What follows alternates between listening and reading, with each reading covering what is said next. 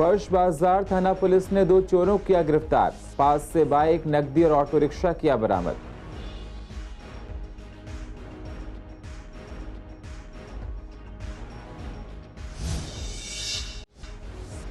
शादरा जिला की ATS police ने कुख्यात अपराधी किया गिरफ्तार। बाइक चोरी की घटना को दिया था अंजाम। पुलिस ने अपराधी को सलाखों के पीछे डाला।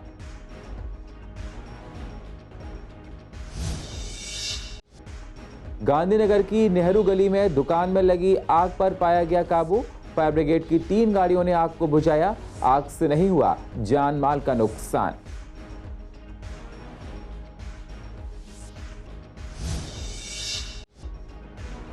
शवों का पोस्टमार्टम कर परिजनों को सौंपा गया। 2 घायल लोगों का जीटीबी अस्पताल में चल रहा है इलाज। पुलिस कर रही है मामले की जांच। मॉस्किटो कॉइल से लगी थी घर में आग।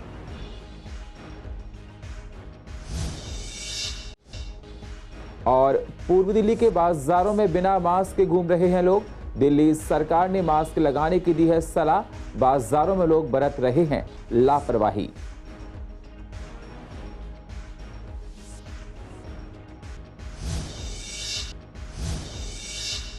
नमस्कार, स्वागत है आप सभी का सीसीएन में। मैं हूं आपके साथ सुनील चौहान।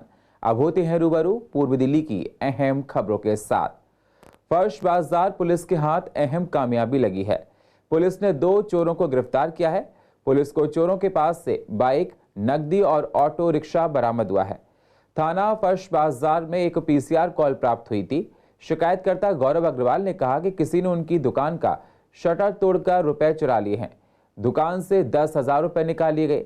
मामले को सुलझाने के लिए एसएचओ फर्श बाजार की देखरेख में टीम बनाई गई। जांच के दौरान टीम ने घटना के सीसीटीवी फुटेज को चेक किया। जांच में 3 लोगों को गिरफ्तार किया गया है। उन्होंने खुलासा किया कि उनकी संलिप्तता अपराधों का कमीशन है। हालांकि अपराधियों में से एक किशोर पाया गया था, उसे वर्तमान मामले में पकड़ा गया था और बाकी 2 आरोपियों की पहचान कर ली गई है।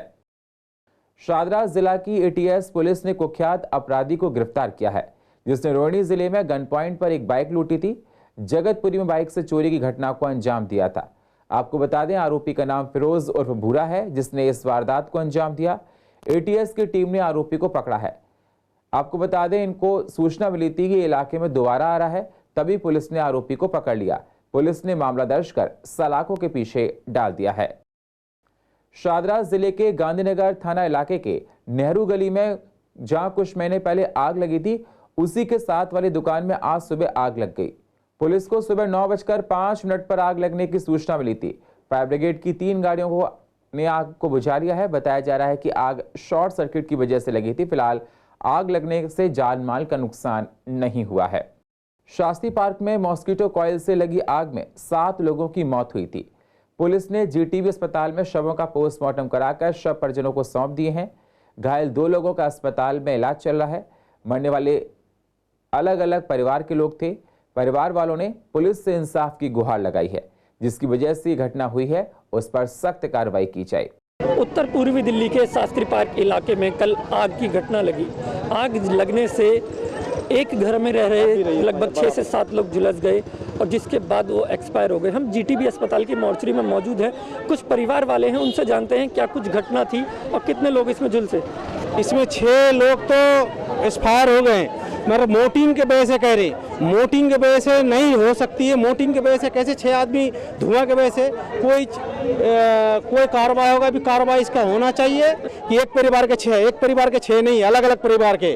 और मुझे ये कहना है दिल्ली सरकार से कि इनका हेल्प मिलना चाहिए। कल से मुझे कोई हेल्प नहीं मिला है। यहाँ पे हूँ, कोई हेल्प अभी तक कोई पार्टी की कोई नेता किसी हम लोग कोई पार्टी किसी की तरफ से हेल्प नहीं मिला है। सबसे बड़े भाई हैं हमारे, वो नाम अकबर है उनका, उम्र होगी ऐसी 45-46 के आसपास। वो झुलसे हैं बचाने में। और एक ये हैं, ये उनसे छोटे भाई हैं, ये झुलसे हैं। इनका एक 1.5 साल का बच्चा खत्म हो गया और 15 साल की लड़की वेंटिलेटर पे है। 96% जली हुई है। वो 9 में से 7 खत्म हुए। फैमिली तो बहुत बड़ी थी, लेकिन नीचे के जो थे वो ऊपर सो रहे थे सब जने, बाहर से किवाड़ लगी हुई थी, जिनका धुआं जाने से बेहोशी हो गई या क्या हुआ। ये तो मोन्टीन से 3 मंजिल पर आग या धुआं कैसे पहुंच सकता है। गांव जा चुके थे परसों, उसमें मतलब लड़की का मुंडन कराने की वजह से और 2 लोग रह गए थे जिनकी डेथ हो गई। एक का निशा नाम था और एक का नाम था वो दिनेश। या तो बिजली हम नहीं ना रहते, हम पानीपत से आए जी खबर सुन के। हाँ, मेरे बेटा बहुत है अंदर।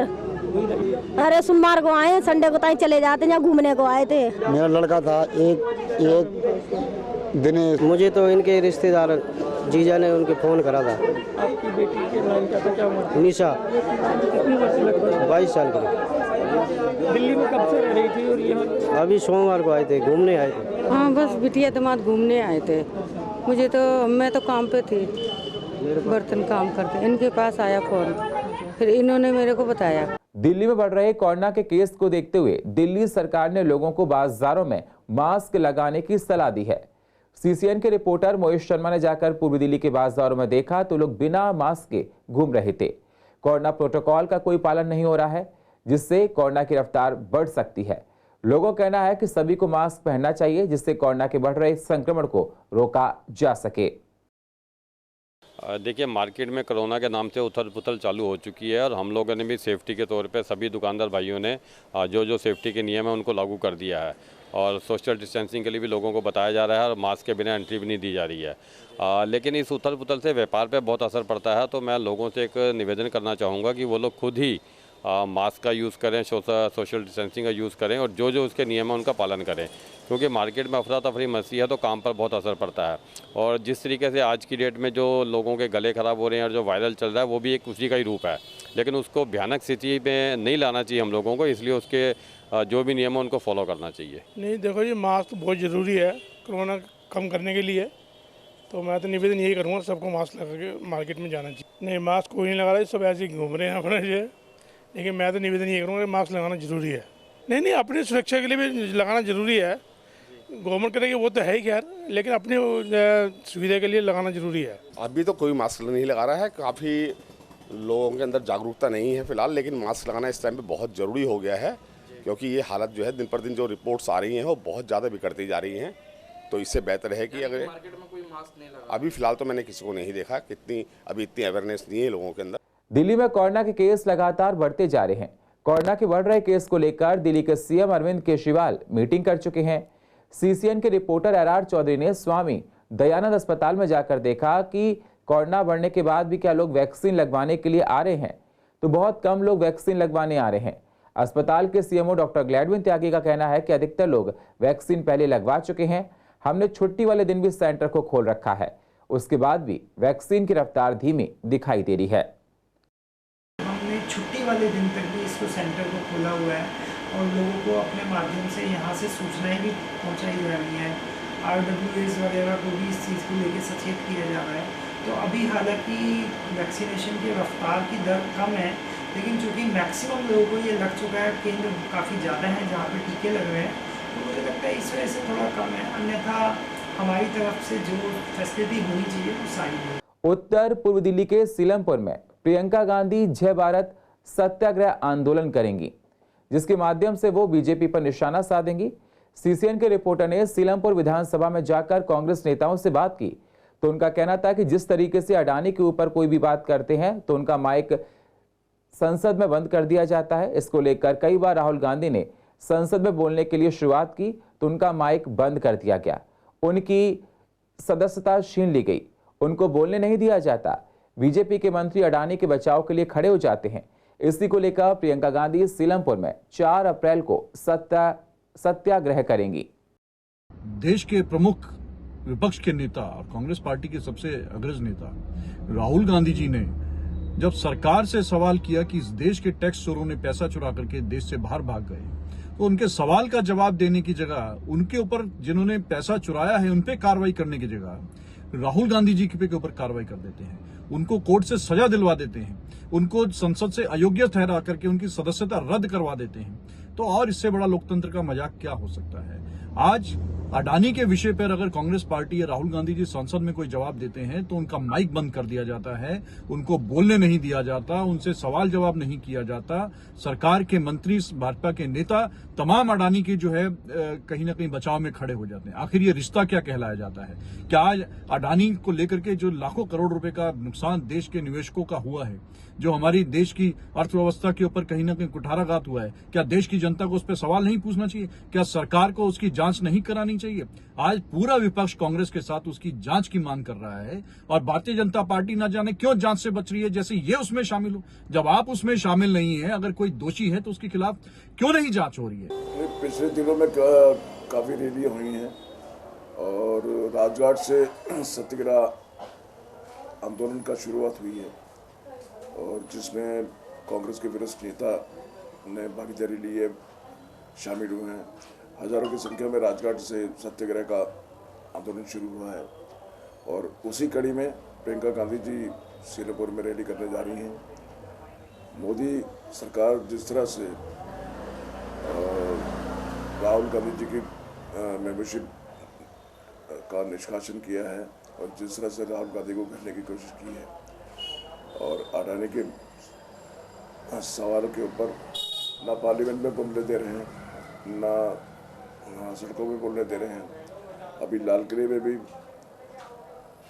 एक मशाल जुलूस का आयोजन किया था कांग्रेस कमेटी ने, उसमें भी पहुंचने से पहले धारा 144 लगा दी। कई कार्यकर्ताओं को लाठी चार्ज हुआ, कई कार्यकर्ताओं को जेल में बंद किया, डिटेन किया। तो हर तरह से मेरे को लगता है कि मोदी सरकार ने अघोषित इमरजेंसी लगा रखी है। सीमापुरी के डीटीसी बस डिपो वाली 7 फुटा रोड पर निगम ने बुलडोजर चलाया है। इस जगह पर आधे किलोमीटर तक कूड़ा पड़ा हुआ था। जेसीबी की मदद से 2 ट्रक कूड़ा उठाया गया, जिस दौरान वहां पर भारी पुलिस बल तैनात रहा। शादरा नॉर्थ जोन लगातार अतिक्रमण पर कार्रवाई करता रहता है। इलाके के लोगों का कहना है कि अतिक्रमण की वजह से लोगों को परेशानियां हो रही थी। G20 को देखते हुए प्रशासन काफी सजग दिखाई दे रहा है।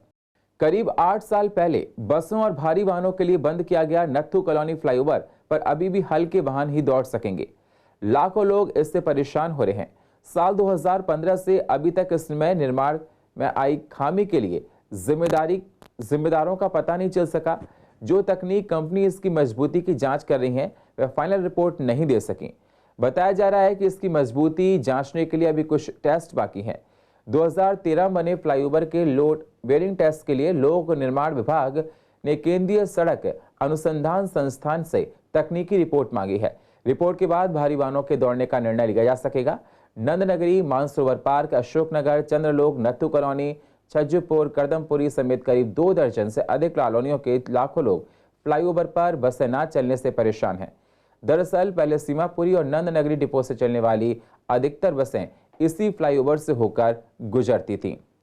और पूर्व दिल्ली की अधिक जानकारी के लिए आप यूट्यूब पर जाकर CCN लाइव को सब्सक्राइब करें और फ्रेश अपडेट लेते रहें। और फिलहाल पूर्व दिल्ली खास में इतना ही। बाकी खबरों के लिए आप बने रहिए CCN के साथ। तब तक के लिए नमस्कार।